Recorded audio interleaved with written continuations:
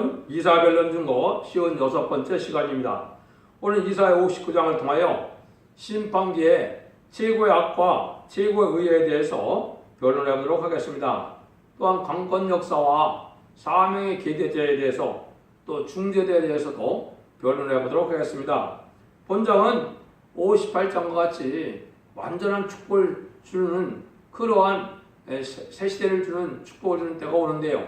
그때가 인간 종말이고 주님의 재림의 때인데 이때에 교회가 아주 국도로 악화되고 부패될 것을 지금 말씀하시고 그런 심판기에 새로운 종이 나와서 하나님의 새로운 강권적인 역사로 이제는 새로운 역사가 임함으로 세상을 심판하고 에덴 동산을 회복시켜주는 일을 시작할 것을 말씀했습니다.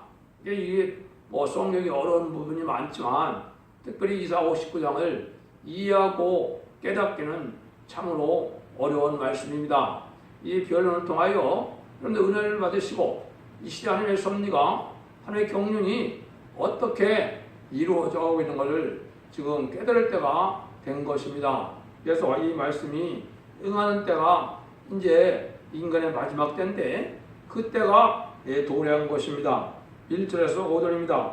여호와의 손이 짧아 권하지 못하심도 아니요 귀가 둔하여 듣지 못하심도 아니라 오직 너희 죄악이 너희와 너희 하나님 사이를 내었고 너희 죄가 그 얼굴을 가려워서 너희를 듣지 않으시게 함이니 이는 너희 손에 피에 너희 손가락이 죄악에 들었으며 너희 입술은 거짓을 말하며 너희 혀는 악독을 바람이라. 공의대로 소송하는 자도 없고 진리대로 판결하는 자도 없으며 험한 것을 의뢰하며 거짓을 말하며 자네를 잉태하며 죄악을 생각하며 독사를 품으며 거미줄을 짜니 그 알을 먹는 자는 죽을 것이요 그 알이 밟힌즉 터져서 독사가 나올 것이다. 인간 종말에 인간이 구원받지 못하는 이유를 여기 말씀하고 계시죠. 우리 주님께서 인간의 죄악을 이제 배나되는 그러한 속죄제물로 드리셔서 인류 구원을 다 해고도 남을 그러한 죄값을 치렀는데요. 그런데 인간들이 왜 구원함을 못 받는다는 겁니까? 이것이 믿음이 화합되지 않아서 죄의 문제가 해결되지 않아서 그렇다. 여기서 말하는 것처럼 하나님이 손이 짧은 것도 아니고 능력이 부족한 것도 아니다 이 말입니다.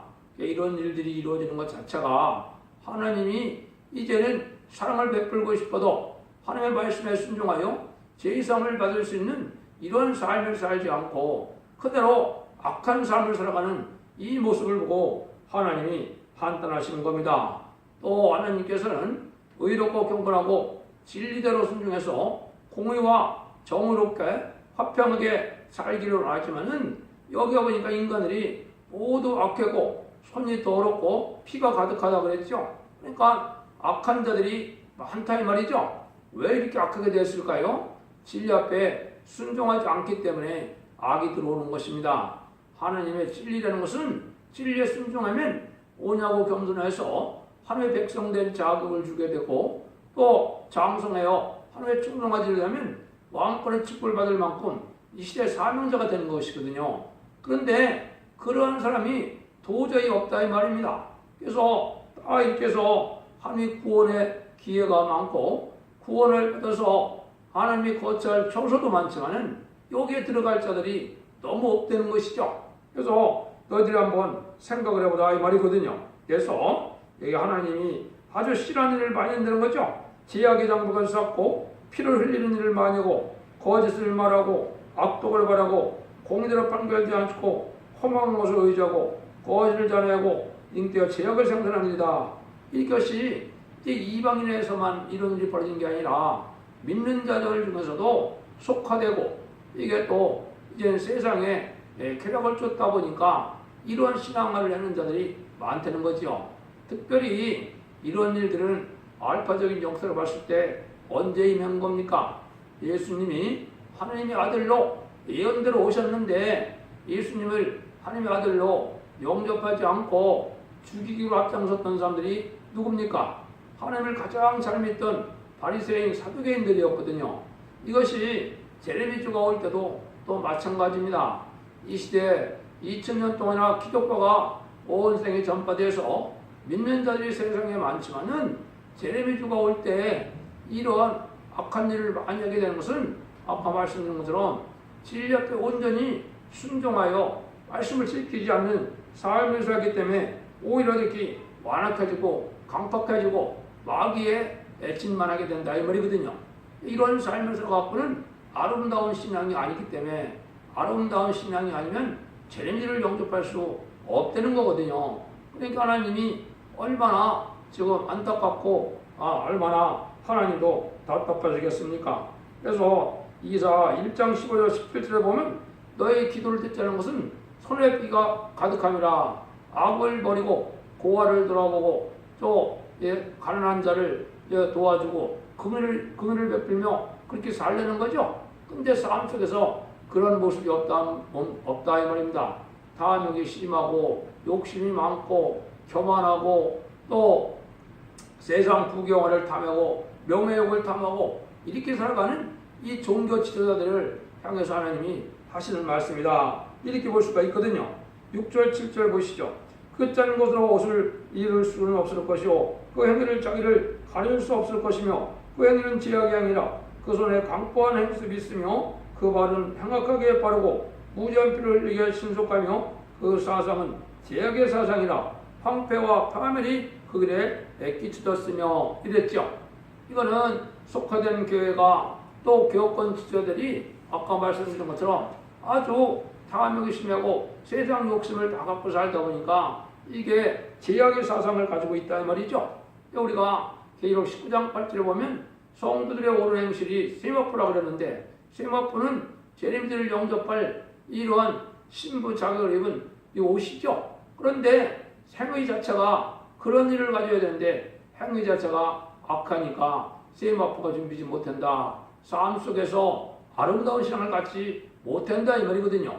이런 사상 갖고는 지금 하나님이 이제 세상을 심판하고 새 시대 줄 때 살아남을 수 있는 사람들이 이제 적게 될 것을 여기 말씀하신 것이죠.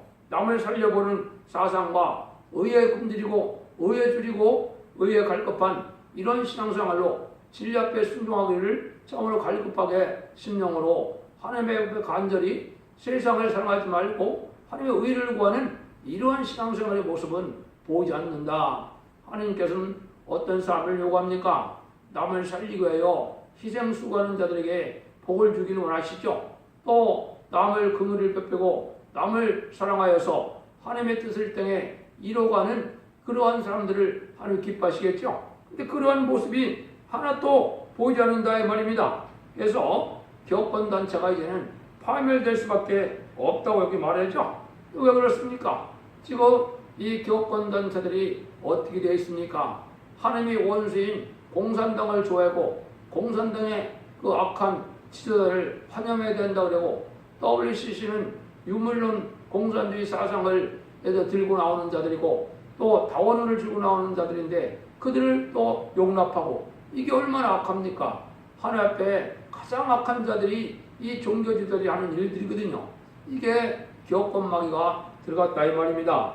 이거를 이제 구체적으로 말씀한 곳이 몇 군데 있죠. 먼저는 이제 미가서 3장에 구체적으로 이 말씀하셨어요. 이건 3장 2절에서 6절에 보면 너희는 선을 미워하고 악을 좋아하며 내 백성의 가죽을 벗기고 그 뼈에서 살을 붙어 내 살을 먹으며 그 가죽을 벗기며 그 뼈를 꺾어다지기를 냄비와 속 가운데 담을 고기처럼 하는도다. 그때 그들이 여호와께 부르짖으라도 응답지 아니하고 그들의 행위와 악하던 자로 이제는 그들 앞에 얼굴을 가리우며 그래서 흑암을 맞는다 이 말이죠. 이건 뭐예요? 가난한 양떼를 아주 핍박하고 그래서 양떼를 통하여 이 자기의 유익을 구하고 헌금이나 많이 바치기 위해서 자기들은 호화로운 삶을 산다 이 말이죠. 양떼를 마치 잡아먹을 양떼처럼 여긴다 이 말이죠. 하나님이 자기가 희생수고하여 양떼를 살리라고 목회의 길을 이제 사명을 줬는데 양떼를 이용하여 자기 유익만 구한다 이렇게 살아가는 모습이 하나님이 아주 보기 싫다는 거죠. 이러니까 그 악한 자들을 하나님이 그냥 두고 심판할 수는 없으니까 심판하겠다는 것이죠. 여러분들이 이제 이걸 또 더 정확히 말씀하신 것이 또 있죠. 그게 이제 그 다음 주에 또 나오는데요. 한번 보시죠. 그들의 평강의 길을 알지 못하며 그들이 행하는 곳에는 공의가 없으며 공은 굽은 길을 스스로 만들하니 뿔을 이 길을 가는 자는 평강을 알지 못하느니라. 하나님이 주시고자 하는 평강은 이 쫓지 않고 세상의 쾌락과 세상의 어떻든 즐거움만을 찾다 보니까 이 공평의 길을 알지 못하고 여기서 말하는 평강의 길을 알지 못한다 그랬죠. 이 평강은 뭡니까? 지금까지는 주님을 영접하여 심령의 평강이 오므로 비록 살기 힘든 세상을 살지라도 내가 죄상을 받고 영원 구원을 받아서 하나님의 백성이 됐다는 그 소망 중에 살아가는 것이 지금까지 평강이었습니다. 근데 지금은 어떤 것이 평강이냐?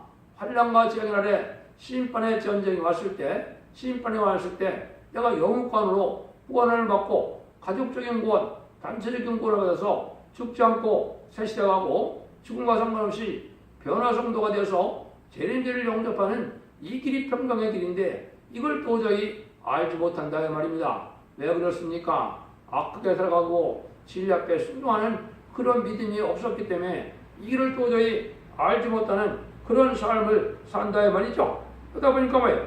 자기 고집과 판단으로 죽지 않고 색색하는 말세의 복음을, 아름다운 소식을, 세례 역사를, 동방 역사를 하늘의 사명자가 따라서 전한다 할지라도 이거를 받아 순종치 않으니까 이 평강을 알 수가 없다 이 말입니다. 지금까지는 고린도전서 1장 18절에 본 것처럼 죽어서 천국 가는 것이 십자가의 도죠.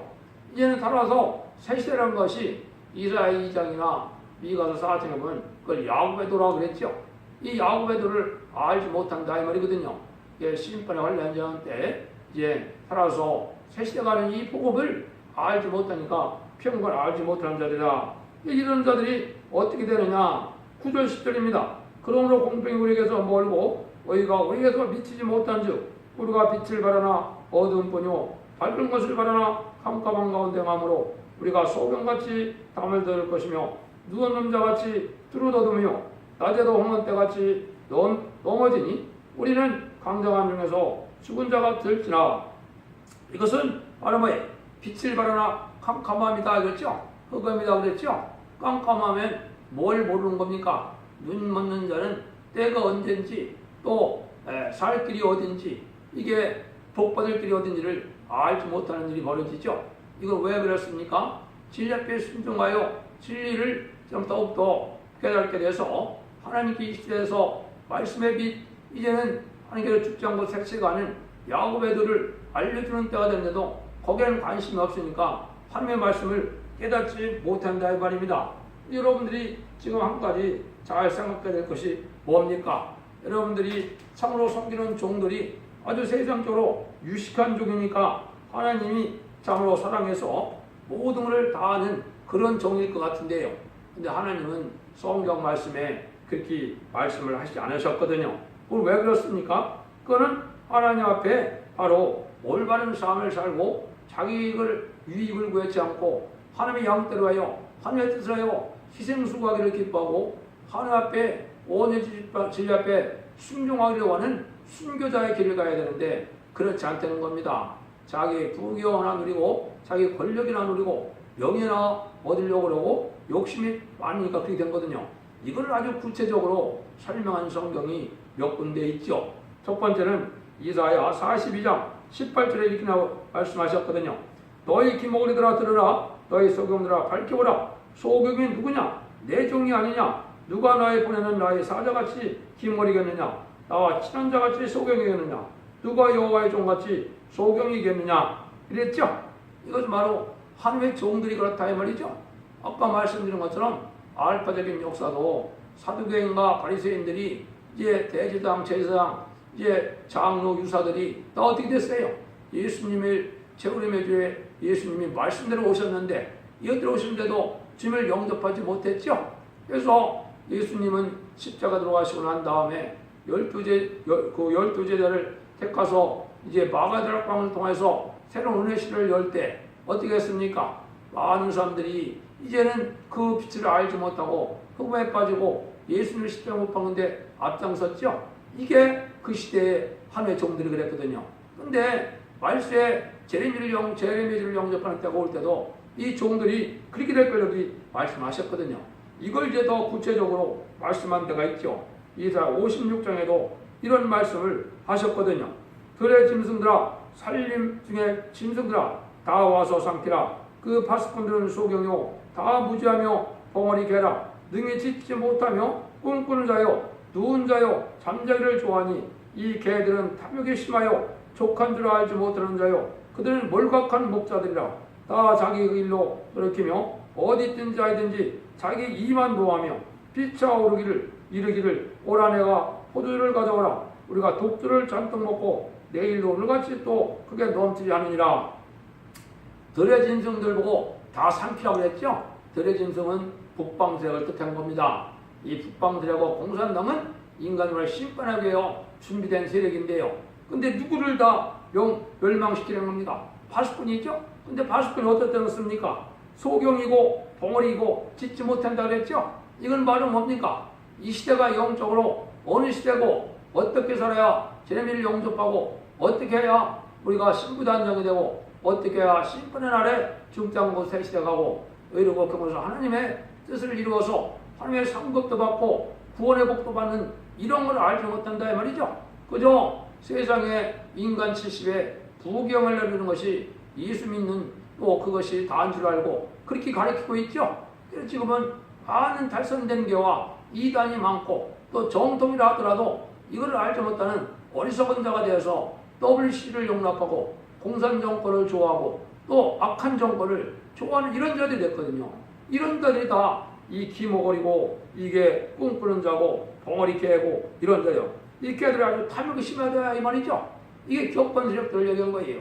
여러분들 요즘에 매스컴을 보면 어떻습니까? 수없는 음란한 사건이 터지고 또 물질 때문에 수없는 개들이 재판을 걸고 있고 이게 다 뭡니까? 이 탐욕이 많은 개들 아닙니까? 이 하나님이 마귀가 들어가는 목회자들을 이렇게 지금 하나님 책망하시는 겁니다.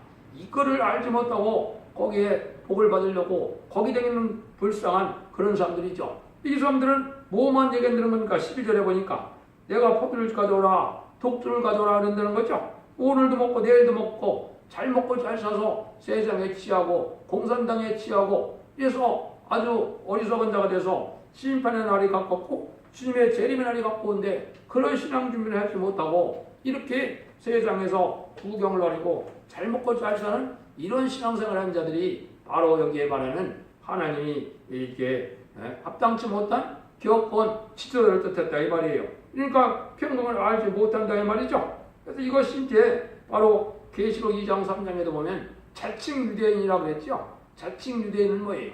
이게 믿는 자는 믿는 자인데 복받지 못할 믿는 자다 이 말이죠. 예수 그리스도를 믿어서 기독교인이라면 중생을 받아서 당연히 영원 받고 또 제림들을 영접해서 심판날에 살아남을 이런 기독교인이 되어야 되는데 그렇지 않다는 거죠. 왜요? 아까 말한 것처럼 진리 앞에 순종하지 않으므로 마귀만 오히려 들어가서 마귀의 사탄의 해가 됐다. 예수님도 그때 그랬죠. 세례 요한도 그랬고요. 독사의 자식이라고 책망을 했죠. 하나님 믿는 자를 통해서 그렇게 하는 거거든요. 믿는 자들에게. 지금도 똑같은 일이 벌어지고 있는 겁니다.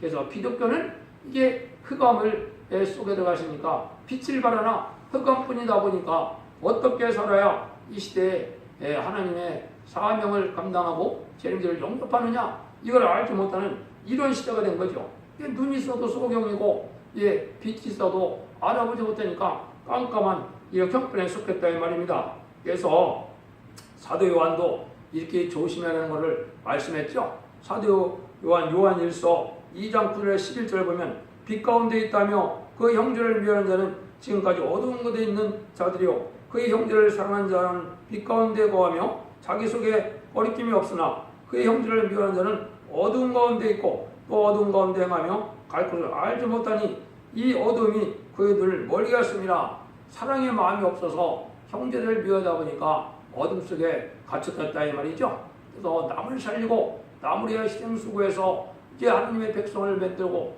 하나님의 사명자를 만들어서 죄인을 영접하게 하고 이런 것이 복인데 그걸 알지 못하고 형제를 상하지 못하니까 영적인 사랑이 없다 이 말이거든요. 그러니까 다 어둠 속에 속았다 이 말이죠.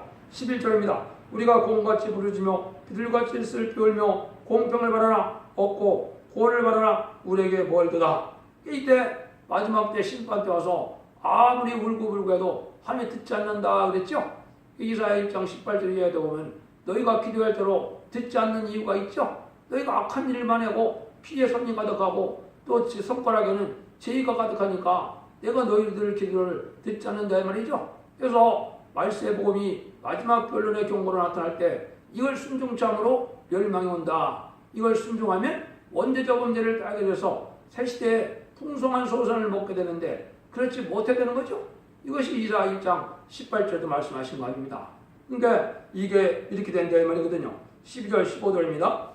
내저 우리의 허물이 주 앞에 심히 많으며 우리의 죄가 우리를 쳐서 증거하오니 이는 우리의 허물이 우리와 함께 있습니다. 우리의 죄악을 우리가 아나이다. 우리가 여호와를 배반하고 인정천외하며 우리 하나님 쫓는 데서 돌이켜 포악과 폐역을 말하며 거짓말을 마음에 응대하여 말하니 공평히 뒤로 물리침이 되고 의가 멀리졌으며 성실이 거리에 엎드러지고 정직에 들어가지 못하는도다. 성실이 없어짐으로 악을 따르는 자가 탈취를 당하는도다. 여호와의 일을 감찰하시고 그 공평이 없는 것을 기뻐하지 아니하시고. 그래서 이게 성실과 진실을 가지고 하나님을 섬겨야 되는데 그렇지 않다는 거죠. 그러니까 다 헛된 믿음이 됐다 이 말입니다. 그래서 옳은 말을 하고 바른 진리를 전하고 진리 앞에 순종하는 걸 가르치고 이래야 되는데 그렇지 않다는 거죠. 더군다나 뭐예요? 악을 따르는 자가 탈취를 당한다 그랬죠. 오히려 진리대로 제사함을 받을 만한 신앙 가진 자들은 미워한다 이 말이거든요. 진리대로 해석을 하면 그걸 싫어하거든요. 이 말씀이 뭡니까? 지금까지는 이제 예수 그리스도의 보혈로 믿어서 이제 자범죄를 해결받는 거니까 제사함을 받는 일이 이제 화물을 제사함 받는 일이 있는 것이 사실이거든요. 근데 그러한 신앙도 안 된다는 겁니다. 또 여기는 죄의 문제가 된다 그랬죠. 완전 변론의 말씀을 듣고 예언서 계시록을 읽고 듣고 지켜서 그걸 순종하고 회개하면 이제는 원죄도 해결받는데 원죄도 하나도 해결받지 못하는 죄악의 상태에 그대로 있다 말이죠. 그러니까 멸망할 수밖에 없다는 거죠. 이때 그러한 신앙생활을 경건한 신앙생활을 하게 되면 여기 보니까 탈취를 당한다 그랬죠. 쫓아낸다 이 말입니다. 이 말은 바로 예수님도 모세도 야곱도 요셉도 다윗도 하나님의 사랑을 받는 순간에 다 그 시대에 악한 자들에게 쫓겨남을 받은 것입니다.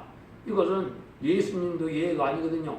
누가복음 4장에 보면 예수님이 나사렛 해당에 들어가서 이사야 61장 1절 2절을 읽고 이 말씀이 너에게 오늘 응했다 그러니까 미워해갖고 쫓아냈죠.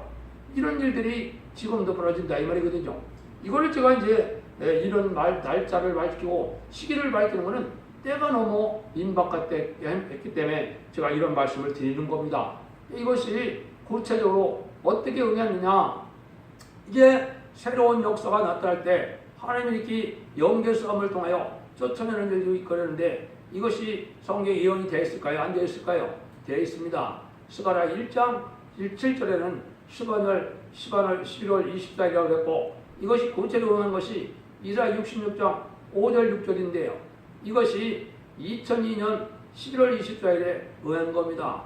때를 밝히는 이유는 이기지 않음의 섭리가 이루어져서 새로운 종의 역사로 새로운 하나님의 구원의 역사가 심판의 환란 과정에 일어날 것을 보여주는 거기 때문에 딸을 알려주는 겁니다. 그래서 이런 일들이 벌어지는 것이 아니면 뜻대로 이르는 때가 말씀이 성취되는 때가 바로 지금이라는 사실을 아셔야 됩니다.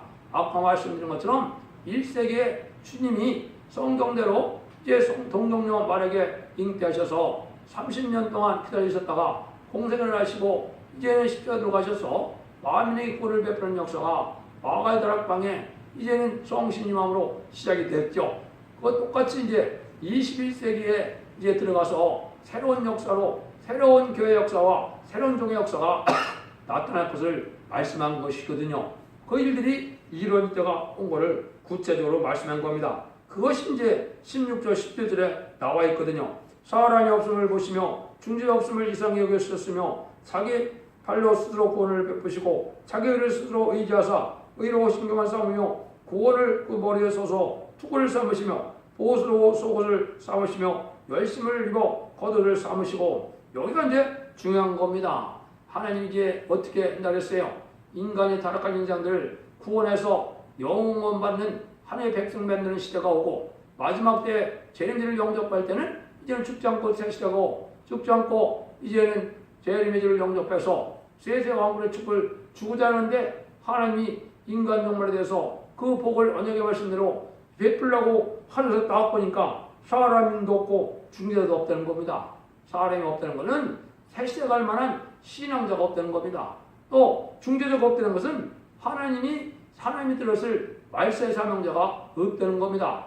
지금 온 세상에 함의 종들 천지인데 하나님 보시기에는 없다는 겁니다. 왜 그래요? 하나님 앞에 정직하고 진실하게 진리 앞에 순종하여 하나님의 의롭된 종이 없다 이 말이거든요. 이러니까 하나님이 강권적인 역사를 한다는 것을 스스로 구원을 베푸시고 자기 의를 스스로 의지하자. 왜 그래요?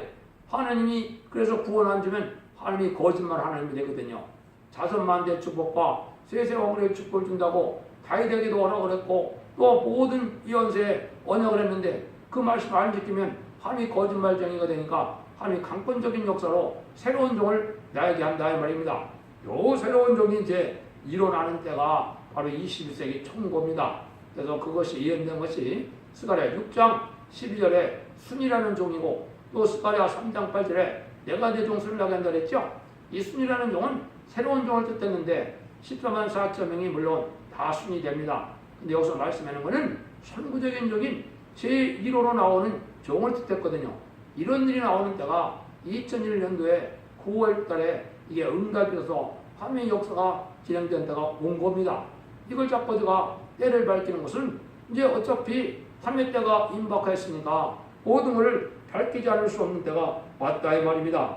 이런 일들이 이루어지는 것을 얘기한 거죠. 그래서 보라, 순이라 일어난 자가 사람이 자기 곳에서 돋아나서 요것을 건축하리라고 그랬죠.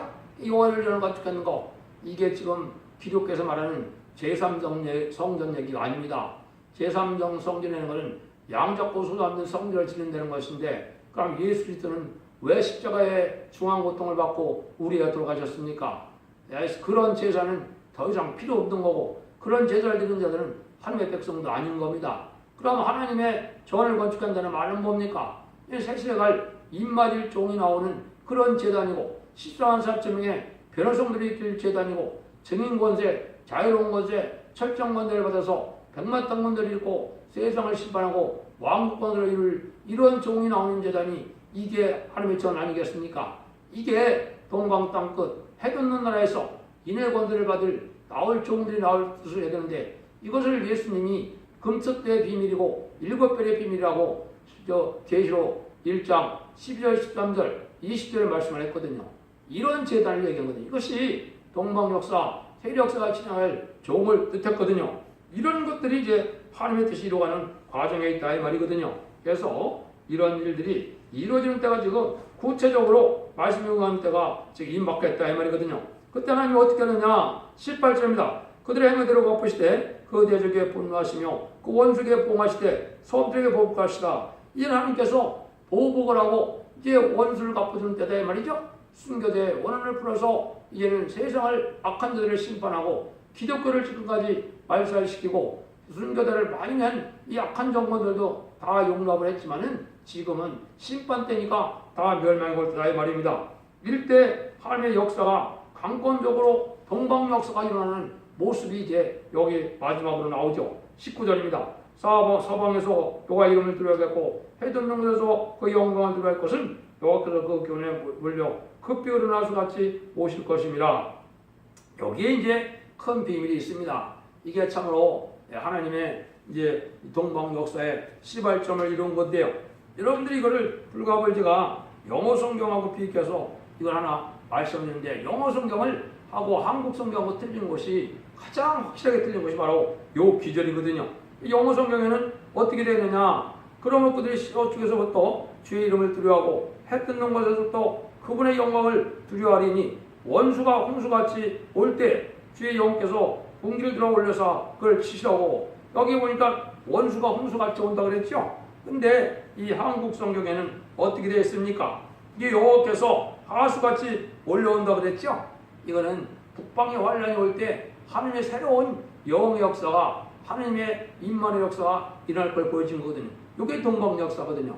이제 심판다가 돼서 한국에 심판의 환란장이 오면 하나님의 이러한 강한 역사가 이루어질 것을 얘기를 했다 이 말입니다. 이거를 이제 계시록 7장 3절 4절에서는 우리 종들의 이마에 인치는 역사로 나타나는 것입니다. 그래서 동방 땅끝인 해돋는 날에서 인의 권세를 받들게 나와서 14만 4천 명의 변성들을 일으키는 일이 이게 동방 역사거든요. 이게 환란이 오면 곧 시작이 된다. 전선점원에 들어갈 때가 아주 가깝다 이 말이거든요. 이때 우리 보고 어떻게 하려는 겁니까? 20절입니다. 여호와께서 들었을 때 구속자가 시온에 임하며 야곱의 제가를 떠나는 자에게 이 말이라. 이제 구속자가 마지막으로 재림의 주가 오게 되는데 이때는 죄가 있는 자는 이제는 소용이 없다 이거죠. 원죄자 원죄를 다 해결받아야 재림주를 영접할 수 있다 이 말이거든요. 이걸 이제 구체적으로 또 히브리서 9장 28절에 말씀을 하셨거든요. 이와 같이 스스로 그리스도로 많은 사람의 죄를 감당하시고 단번에 들으신 바 되셨고 구원에 이르게 하기 위하여 죄와 상관없이 자기를 바른 자들에게 두 번째 나타나시라. 죄와 상관없는 자들에게만 재림주가 온다 이 말이죠. 원죄자 원죄를 다 해결받아 재림주를 영접할 수 있다 이 말이거든요. 이래서 우리가 원죄자 원죄를 해결받는 이런 때가 바로 지금 때인데, 이때가 이제 첫 대결을 통하여 변을 듣고 회개할 때 원죄자 원죄를 해결받는 일이 있거든요. 그런데 여기에 이제 큰 비밀이 마지막으로 하나가 숨겨져 있습니다. 그게 21절이거든요. 여호와께서 또 가라사대 내가 그들에게 새로운 나의 언약이라 하니 곧 내 위에 있는 나의 신과 내 입에 든 나의 말이 이제부터 영원토록 내 입에서와 내 후손의 입에서와 내 후손의 입에서 떠나지 아니라 하시니라. 여호와의 말씀이라. 여기 이제 제가를 떠나지 이런 것은 입이 신임한 종이 나오고, 근데 그 종에서 또 내 후손의 이라고 그랬죠. 그 다음에 또 네 후손의 이라고 그랬죠. 이것은 하나님의 신이 함께하는 사명자가 인간 이번에 말세 사명자가 나올 때 이런 사명의 계좌자가 나오게 되어 있다 이 말입니다. 이걸 성경을 제가 구체적으로 다 밝힐 수가 있는데 뭐 시간도 그렇고 여러분들 적었는데, 하나는 먼저는 뭐냐, 이사 41장이 저는 북에서 한 사람이 오는데 이사 40장 9절에는 아름다운 식을 이제 전할 자가 높은 산에 오르는데 이 사람은 생소한 입술이라고 이사 28장 11절에 말씀했고, 여기에 입에 신임했다 그랬죠. 이거는 첫째 사명자가 돼서 말씀의 범위를 알려주는 사명자를 뜻했거든요. 두 번째 사명자는 누구냐, 이사 48장 4절이나 오늘 여기 이사 49장이 응하는 그 교단이나 또 미가 3장이나 이사 66장이 응하는 이러한 악한 자들의 교단이 있거든요. 이거는 옛날 가야바 대제사장과 똑같거든요. 이런 자들이 있을 때 거기에 속한 자가 있다 이 말이죠. 그것이 내 후손, 이런 사명의 계좌자가 중간 역할을 한 것이죠. 그 다음에는 이제 내 후손의 입이라는 세 번째 사명자, 이게 아까 말씀드린 대로 스가랴 6장에 이제 숨겨놓은 새로운 종들의 순회 역사를 뜻한 것이고, 이게 계시록에는 다신의 사명자고, 이 지휘병 같은 걸 떼서 청명을 해서 이제는 첫 대결을 이루어서 14만 4천 명의 별성들을 일으킬 종이다 이렇게 볼 수 있거든요. 이런 종들의 역사로 해서 동방 역사가 본격으로 진행되는데, 이것이 이제 이사 60장이거든요. 한국이 이런 빛을 세상에 알려서 한국이 먼저 선지국가가 되고 세상을 재림주를 영접하는 별성들을 일으켜서 이제는 세상을 심판하고 새 시대를 이루는 역사가 동방 역사인데, 그런 일들이 시작되게 된다. 이게 그런 일들이 될 때가 정한 때가 지금 됐다 이 말입니다. 그래서 다음 시간에 이사 60장을 통하여 구체적으로 그런 일이 어떻게 일어나는가, 이걸 또 알 수 있죠.